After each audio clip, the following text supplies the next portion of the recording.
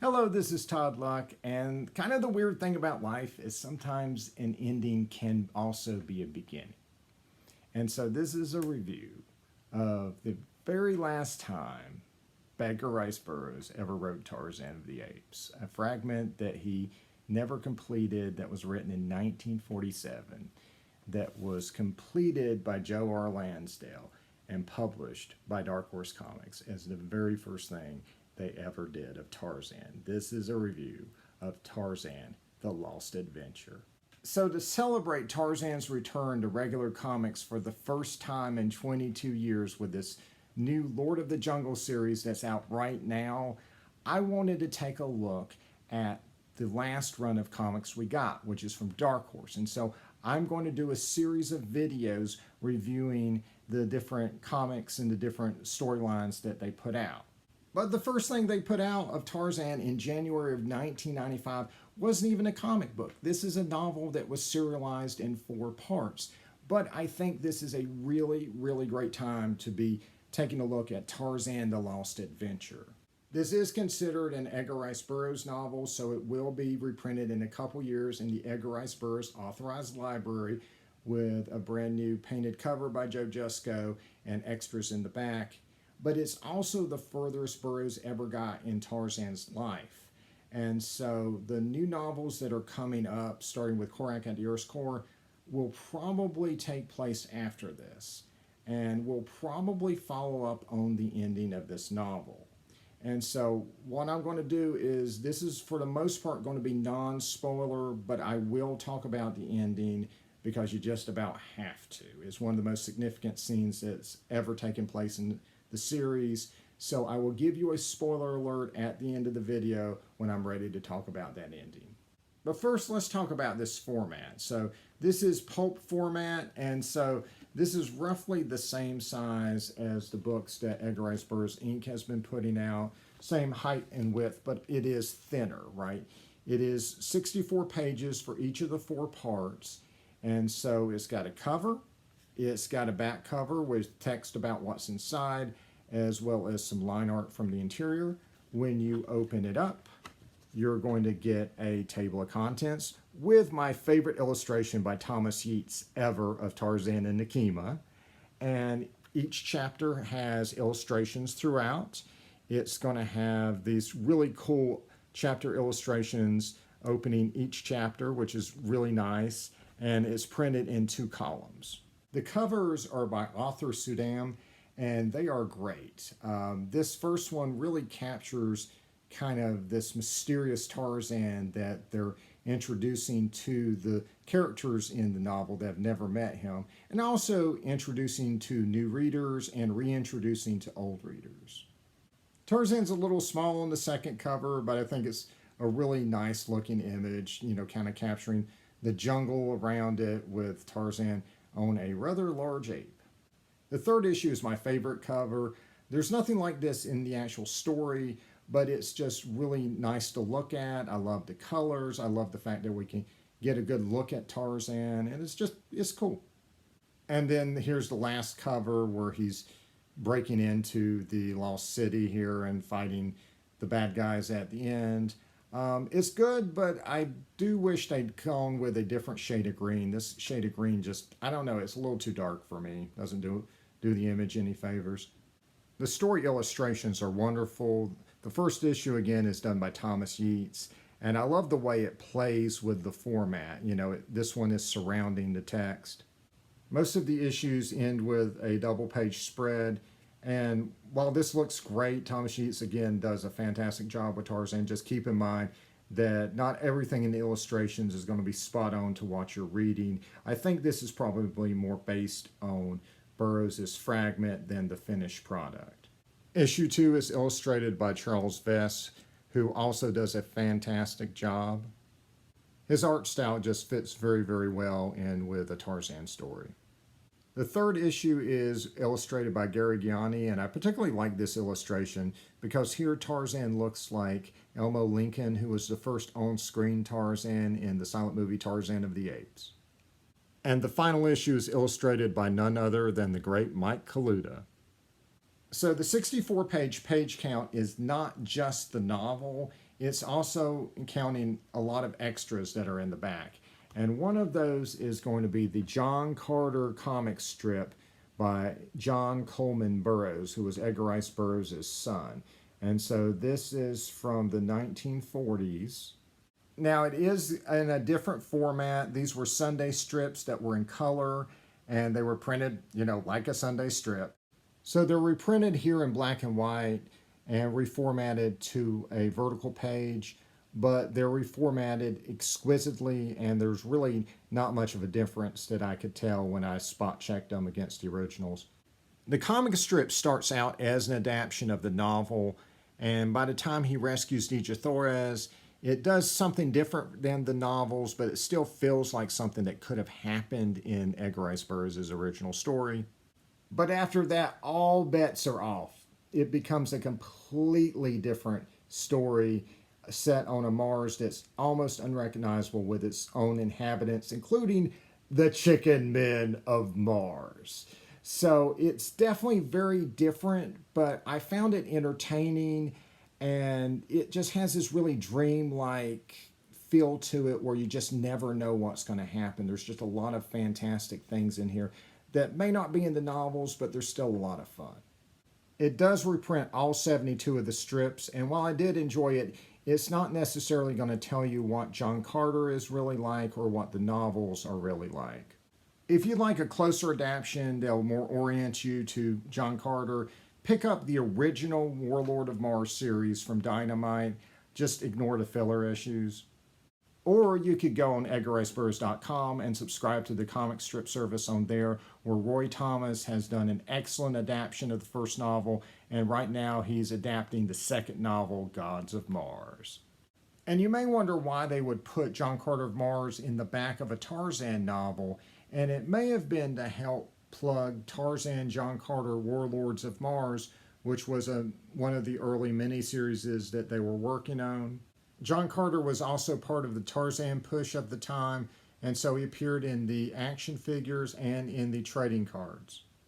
Other extras include a wonderful interview with Danton Burroughs, who was the archivist at Edgar Rice Burroughs Inc. and Edgar Rice Burroughs' grandson. The interview includes some wonderful photos of Burroughs and his family, including this one with John Coleman Burroughs consulting with his father. The final issue includes a Tarzan chronology by Henning Kerr, who was the editor at the Tarzan comics from Malibu Simic International.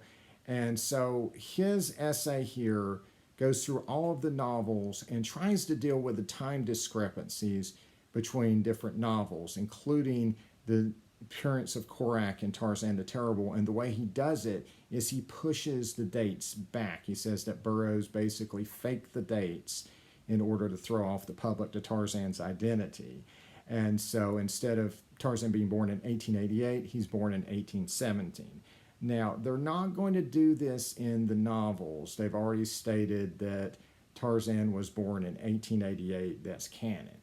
But it's not going to surprise me if when they deal with the Korak time discrepancy in the upcoming Korak at the Earth's Core novel, that some of this might get in there in some way. The last issue also has the ape language letter column, which has people at the time reacting to the advanced copy that they were sent, including some guy named Christopher Carey. Where have I heard that one before? Oh, yeah. So how is the story itself? I think it's decent. It's not the greatest thing, but I think it is enjoyable. It is a fragment that Edgar Rice Burroughs wrote, 80 pages, that Joe R. Lansdale reworked into a novel. And so there's a lot of ideas in here from that original fragment that Edgar Rice Burroughs wrote. And then there's a lot of things that come from Lansdale. If you'd like to see, what comes from where, there is a summary of the fragment that I'll link to in the description below. And so the fragment has Tarzan returning to Africa after serving for 5 years in the British Air Force during World War II.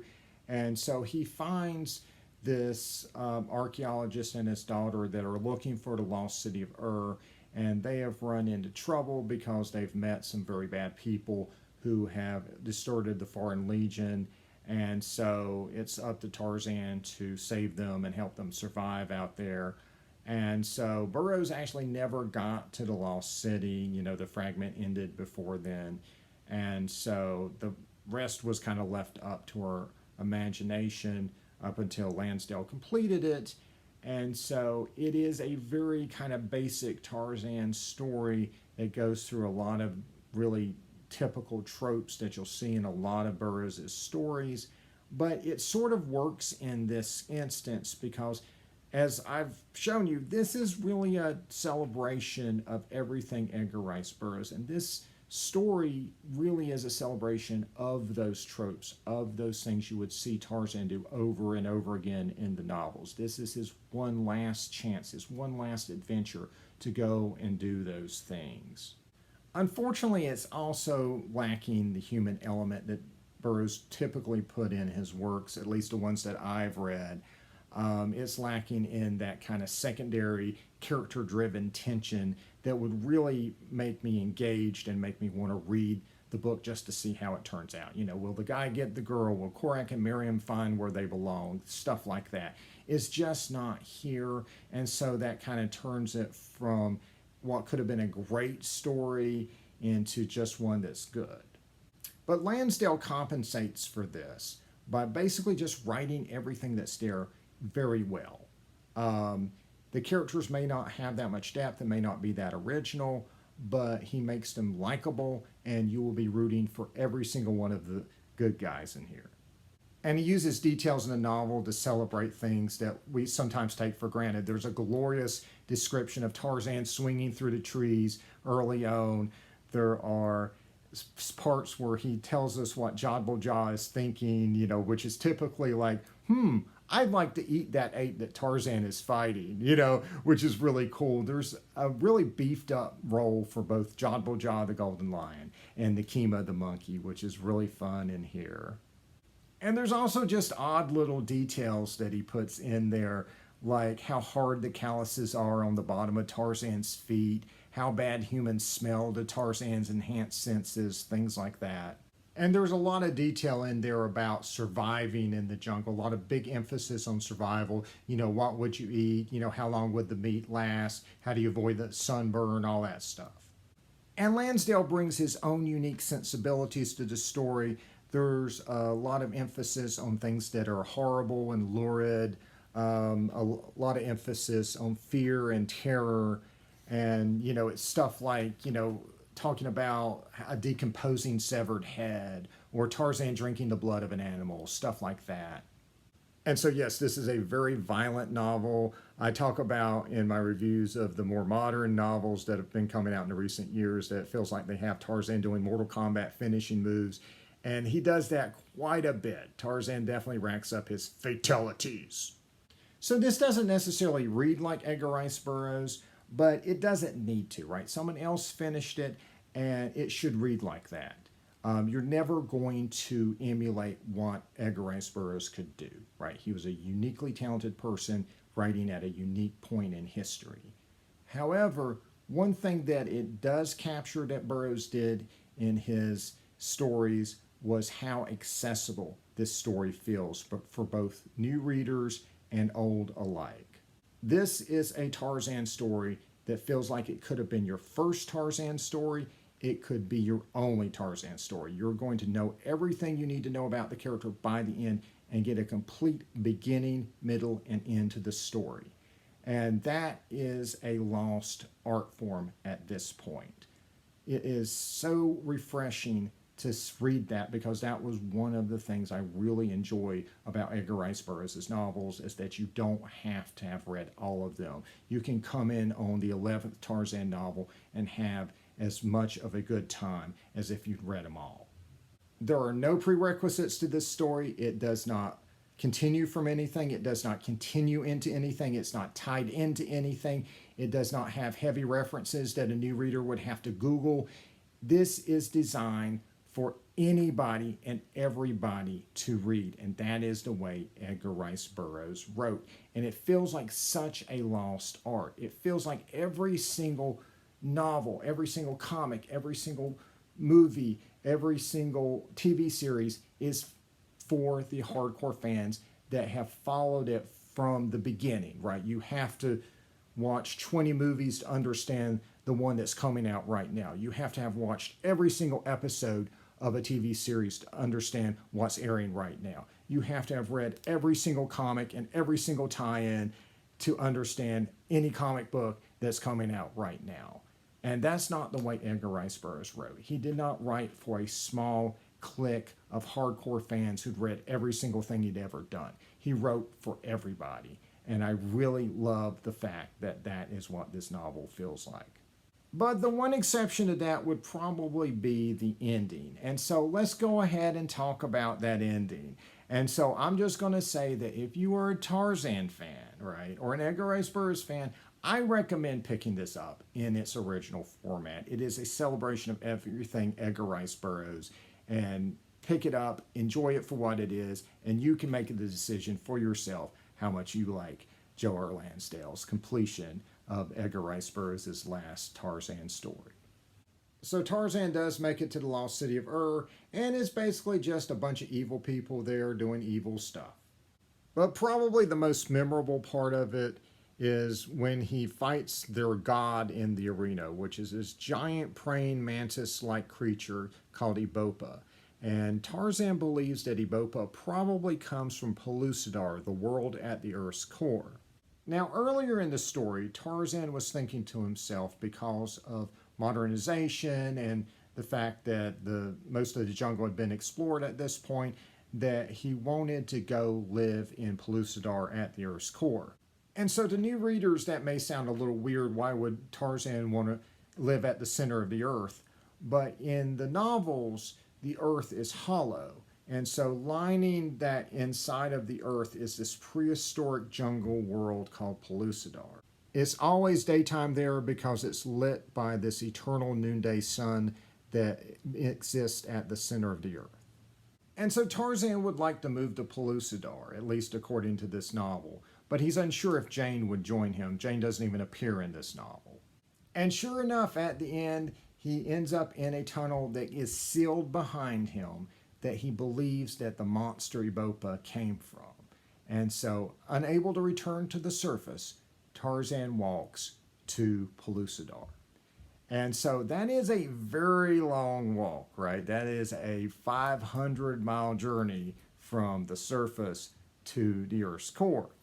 However, it is something that has been done in the comics, and these aren't canon, but it does provide a possible explanation of how you could survive that. So there is an invading army from Pellucidar that does make a journey similar to that, and they stash food along the way to help sustain themselves. And so perhaps the monster had food stashes that would help Tarzan not die of starvation. And so I am going to take Joe or Lansdale's word for it that Tarzan does not die unceremoniously of starvation in a dark cavern, and that he does indeed make it to Pellucidar. And so that is left to the reader's imagination what happens, right? He will forever live on in our imagination with what would have happened next. It's a never the end kind of ending for the character. Except we do know what happens next, at least according to official canon, because the novels that have been put out by Edgar Rice Burroughs, Inc. actually do have some scenes that take place after that. So in the post-credit scene for Tarzan Battle for Pellucidar, and in the scenes with Tarzan and his family in Victory Harbin Fires of Halos, they take place in 1950, and they have Tarzan and his family living on the surface. So we do know that Tarzan does somehow make it back to the surface. So the comic one-shot Jane Porter, The Primordial Peril, is considered canon and is set in 1952 and has Jane as an archaeologist maintaining a job on the surface. However, there is a letter at the front of the comic that does indeed tell us that at some point after this, Jane and her family moved to the Earth's core. And so according to the letter, Tarzan's family still makes frequent trips to the surface because they're still invested with what happens up here. And that may be to explain stories like Tarzan and the Valley of Gold, which has recently been reprinted as a canonized novel. And so that takes place in the 60s, and so that would explain why Tarzan can still have that adventure, but still have an address at the Earth's core. Now, this idea of Tarzan relocating to Pellucidar is not my favorite thing, and it actually happened twice during Dark Horse's run. There's actually a comic book that I'll review later that actually does that as well. I just don't think Tarzan would need to retreat from a changing world, and I certainly don't think he would ever want to leave Jane behind. I do like where they're taking it in the new stuff a lot better with him relocating with his family. That does seem like the only plausible way that could happen. Still not my favorite thing, but I am interested to see where they will take it. The next trilogy of novels will have the Tarzan family at the Earth's core. Now, I don't know how this is going to relate to their move there. Will this happen beforehand? Could this happen during? Could this happen after? I don't know. Perhaps it'll be just a complete coincidence. They won't even mention all the stuff that I've just talked about, but it seems likely they'll tie it in some way.